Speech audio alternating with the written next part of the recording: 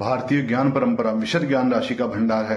काल गणना हेतु प्रयुक्त घड़ी आज काल अवबोधन का महत्वपूर्ण यंत्र है, किंतु प्राचीन काल में जब घड़ी एवं समय अवबोधक यंत्र नहीं थे तब काल गणना किस प्रकार की जाती थी, यही हमारा आज का विषय है।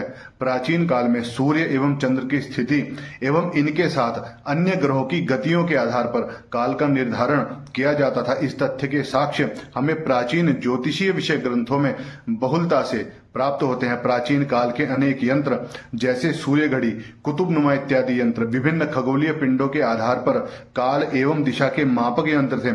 सूर्य और चंद्र की स्थितियों के अध्ययन प्राचीन विद्वान एवं ऋषि अनेक आधारों पर करते थे। इनमें महत्वपूर्ण आधार थे सूर्य की पृथ्वी पर विशेष समय पर पड़ने वाली छाया, चंद्रमा के साथ नक्षत्रों का योग। यह भी जान लेना आवश्यक है कि काल गणना को ही सामान्य रूप से कालमान कहा जाता था। इस शब्द को याद रखिएगा। एक और शब्द है अहोरात्र, जिसका अर्थ दिन रात के युग्म से है। यह शब्द आगे बहुतायत में प्रयोग होंगे।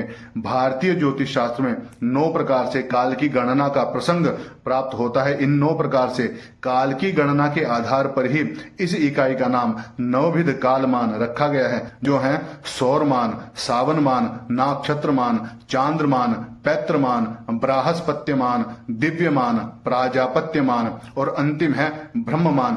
इसमें हम ब्रह्मा जी की आयु के विषय में बात करेंगे। यह मान सूर्य से संबंधित है। जिस मार्ग पर सूर्य चलता हुआ प्रतीत होता है उसे क्रांति वृत्त कहा गया है। वृत्त का 12वां भाग राशि कहलाता है, अतः कह सकते हैं कि यह मान राशियों से संबंधित है। वास्तव में पृथ्वी ही सूर्य की परिक्रमा करती है, किंतु गणना में सुविधा के लिए पृथ्वी को आधार मानकर सब नक्षत्र ग्रहों की गति आदि को देखा जाता है। इसलिए यह पृथ्वी का भी कालमान हुआ। राशियों की कुल संख्या 12 है। सूर्य इस राशि चक्र में गतिमान होता है। सूर्य की एक दिन संबंधी गति के बराबर काल को सौर दिन कहते हैं तथा एक राशि में प्रवेश से दूसरी राशि में संक्रमण के मध्य का काल एक सौर मास कहलाता है। सामान्य शब्दों में कहें तो सूर्य द्वारा एक राशि को भोगने में जो समय व्यतीत होता है उसे एक सौर मास कहते हैं। इसी प्रकार सूर्य के मकर राशि में संक्रमण काल के 6 मास पर्यंत मिथुन राशि तक सूर्य उत्तरायण होते हैं, जबकि कर्क संक्रांति में 6 मास पर्यंत अर्थात धनु राशि तक दक्षिणायन होते हैं। उत्तरायण के आरंभ में क्रमशः शिशिर, वसंत, ग्रीष्म ऋतु तथा दक्षिणायन के आरंभ में वर्षा, शरद तथा हेमंत ऋतु क्रम से घटती हैं। एक सौर वर्ष लगभग 365 दिन, 5 घंटे 48 मिनट और 45 सेकंड लंबा होता है। इस क्रम में दूसरा है सावन मान, जो कि पूर्णतया सूर्योदय पर आधारित है। एक सूर्योदय से दूसरे सूर्योदय तक का काल सावन दिन माना जाता है। उदाहरण के लिए यदि आज सूर्योदय सुबह 6:20 पर होता है और कल सूर्योदय 5:20 पर होता है, तो इन दोनों कालों के मध्य का काल एक सावन दिन होगा। इनमें घंटों की संख्या निश्चित नहीं होती। जैसे उदाहरण में बताए गए सावन दिन में केवल 23 घंटे ही हुए। यह विशुद्ध रूप से सूर्य पर निर्भर करता है। इस विषय में एक प्रश्न उत्पन्न होता है कि सूर्योदय किसे माने, जब सूर्यमंडल का प्रथम बिंदु क्षितिज से उदित हो उसे, अथवा जब सूर्यमंडल का केंद्र बिंदु क्षितिज से बाहर आ जाए। इस प्रश्न का साधारण सा उत्तर यह है कि सूर्यमंडल का केंद्र बिंदु जब बाहर आ जाए तो उसे ही विद्वानों ने सूर्योदय माना है। भास्कराचार्य के अनुसार 365 दिन, 15 घड़ी, 30 पल, 22 विपल तथा 30 प्रतिपल का एक सावन वर्ष होता है। बात करें नक्षत्र मान के विषय में, तो जैसा पूर्व में बताया जा चुका है कि नक्षत्र चक्र में 27 नक्षत्र होते हैं। यह नक्षत्र मान चक्र गतिमान रहता है, अतः एक नक्षत्र इस चक्र का पूर्ण चक्कर लगाकर पुनः अपने स्थान पर जितने समय में वापस लौटता है उतने काल को नक्षत्र दिन कहा जाता है। नक्षत्र दिन का मान ज्ञात करना बहुत सरल है। किसी भी नक्षत्र के उदय काल को नोट कर लें, अर्थात जिस समय नक्षत्र क्षितिज पर उदित हो रहा हो वह समय लेते हैं। अगले दिन वही नक्षत्र जब पुनः उदित हो तो वह समय भी नोट कर लें। पहले दिन के नक्षत्र उदय काल तथा दूसरे दिन के नक्षत्र उदय काल के मध्य के काल मान के तुल्य ही नक्षत्र अहोरात्र का भी मान होता है। सामान्यतः दोनों उदयों के बीच का समय लगभग 23 घंटे 56 मिनट और 4 सेकंड के तुल्य ही होता है। इसमें परिवर्तन नहीं होता। इतना अवश्य है कि यदि तारों की बहुत सूक्ष्म गणना पर विचार किया जाए तो इसमें अत्यंत अल्प भेद आ जाता है। नक्षत्र उदय का काल ज्ञात करना किंचित कठिन इसलिए है क्योंकि ऐसे क्षितिज को ढूंढना जहां पर वृक्ष पर्वत इत्यादि न हो, दूर दूर तक समतल मैदान ही हो, तो यह कठिन है। अतः अत्यधिक सूक्ष्म काल गणना के लिए उदय काल के समय की परीक्षा नहीं की जाती, अपितु मध्य काल के समय की गणना की जाती है। इस प्रकार 30 नक्षत्र अहोरात्र का एक नक्षत्र मास तथा 12 नक्षत्र मासों का एक नक्षत्र वर्ष होता है। इसी क्रम में चौथे स्थान पर है चांद्रमान। अमावस्या को सूर्य और चंद्रमा साथ में रहते हैं। इसी युति के बाद सूर्य से पृथक होकर चंद्रमा पूर्व दिशा की ओर प्रतिदिन जितना जाता है उसे चांद्रमान कहते हैं। अभिप्राय यह है कि जब सूर्य तथा चंद्रमा के मध्य 12 अंश का अंतर होता है तो एक तिथि व्यतीत होती है। 360 अंश के चक्र में तिथियों की संख्या 30 है, अतः 360 को 30 तिथियों में विभाजित करने पर जो संख्या प्राप्त होती है वह है 12 अंश। इस प्रकार चंद्रमा के 12 अंश चलने पर एक तिथि व्यतीत होती है। चंद्रमा की कलाओं के आधार पर चंद्रमास को दो पक्षों शुक्ल एवं कृष्ण पक्ष में विभक्त किया गया है। इसी प्रकार की 30 तिथियों से चंद्रमास बनता है। इस तरह शुक्ल पक्ष तथा कृष्ण पक्ष दोनों में ही 15 तिथियां होती हैं। शुक्ल पक्ष की 15वीं तिथि को पूर्णिमा तथा कृष्ण पक्ष की 15वीं तिथि को अमावस्या कहा जाता है। अमावस्या तिथि में आकाश में चंद्रबिंब दिखाई नहीं देता, परंतु अगले दिन चंद्रमा धीरे धीरे दिखाई देना शुरू होता है। जब आकाश मंडल में चंद्रमा क्रमशः बढ़ता हुआ दिखाई देता है तो उसे शुक्ल पक्ष कहा जाता है, और जब आकाश में चंद्रमा क्रमशः घटता हुआ प्रतीत होता है तो उसे कृष्ण पक्ष कहते हैं। इस प्रकार 360 अंश का पूरा चक्र जब होता है तो वह चंद्रमास कहलाता है, और इन्हीं 12 चंद्रमासों के मिलने से एक चंद्र वर्ष का निर्माण होता है। चंद्रमास लगभग 29 दिन 31 घड़ी 50 पल के बराबर होता है। पैत्रमान को पितृलोक का मान भी कहा जाता है। इसका संबंध चांद्रमान से है। हम जानते हैं कि 30 चंद्र तिथियों का एक चांद्रमास होता है तथा यही चांद्रमास पितरों का एक अहोरात्र अर्थात दिन रात्रि के समान का समय होता है।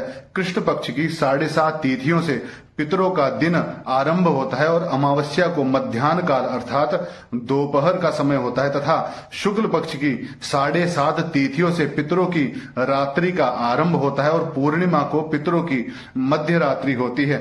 चंद्रमा के ऊपरी भाग में पितरों का निवास माना जाता है और पितृलोक में कृष्ण पक्ष में सूर्य का उदय और शुक्ल पक्ष में सूर्य का अस्त होता है। इसी क्रम में छठा है दिव्यमान।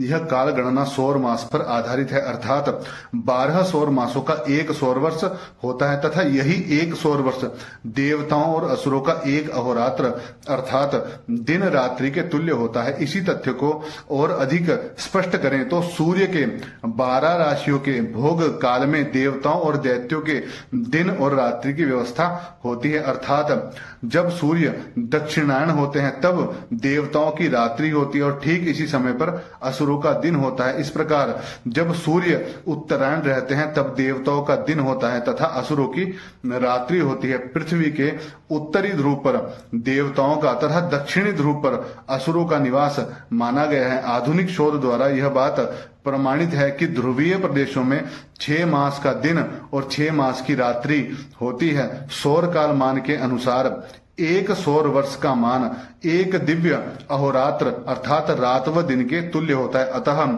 360 सौर वर्षों का एक दिव्य वर्ष होता है।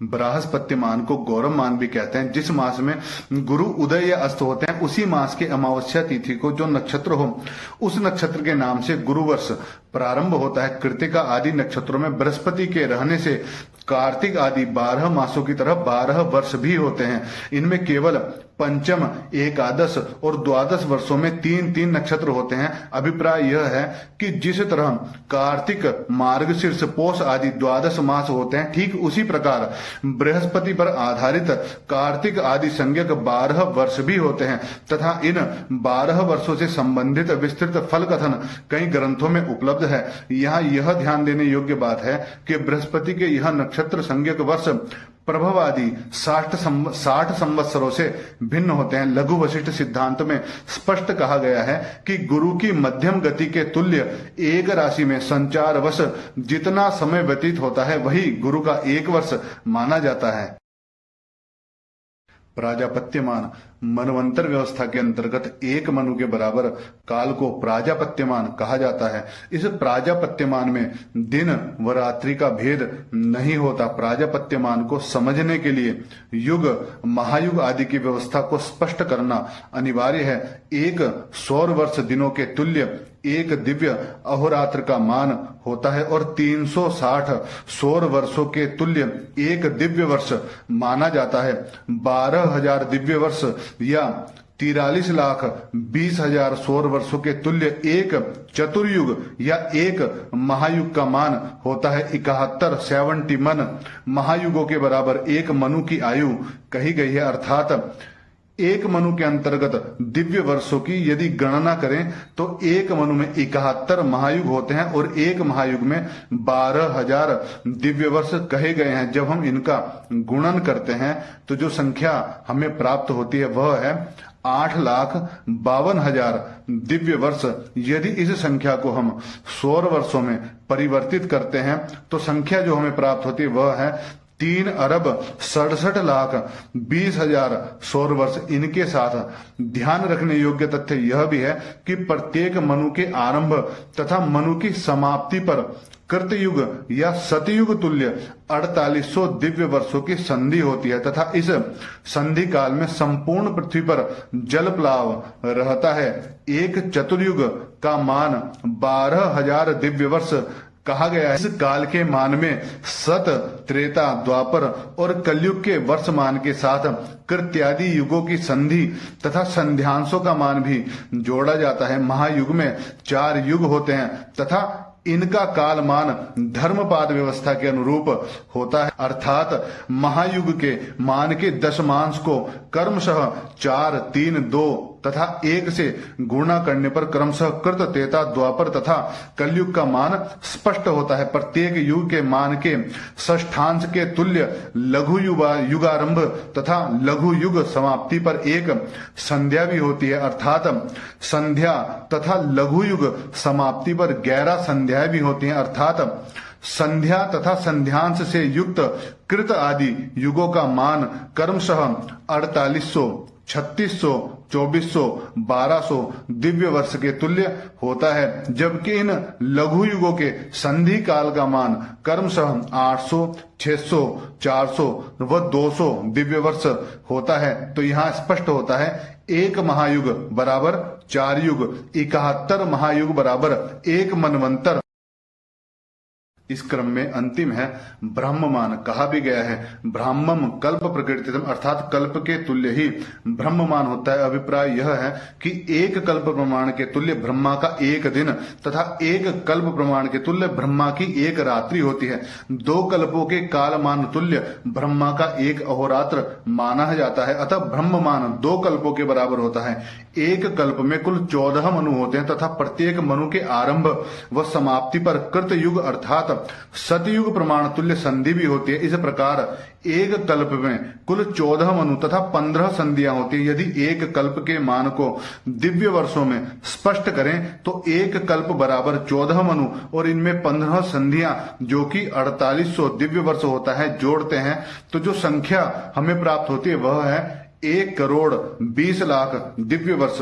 यदि इस संख्या को हम सौर वर्षों में परिवर्तित करते हैं तो जो संख्या में मिलती है वह है 4,32,00,00,000 वर्ष। यह ब्रह्मा के अर्ध अहोरात्र का प्रमाण है। इस गणना के आधार पर ब्रह्मा का 1 अहोरात्र 8,64,00,00,000 वर्ष जितना होता है। इतनी वृहद गणना संसार में आज तक नहीं हुई, जो कि सनातन की दिव्यता को और इसके महत्व को प्रदर्शित करता है। तो गर्व से कहें हम हिंदू हैं और सदैव याद रखें गलत को देखकर चुप रहना यह जीवन भर के समस्त सत्कर्मों को शून्य कर देता है। जय जय गंगे महारानी, जय प्रधान तीर्थ हरिद्वार।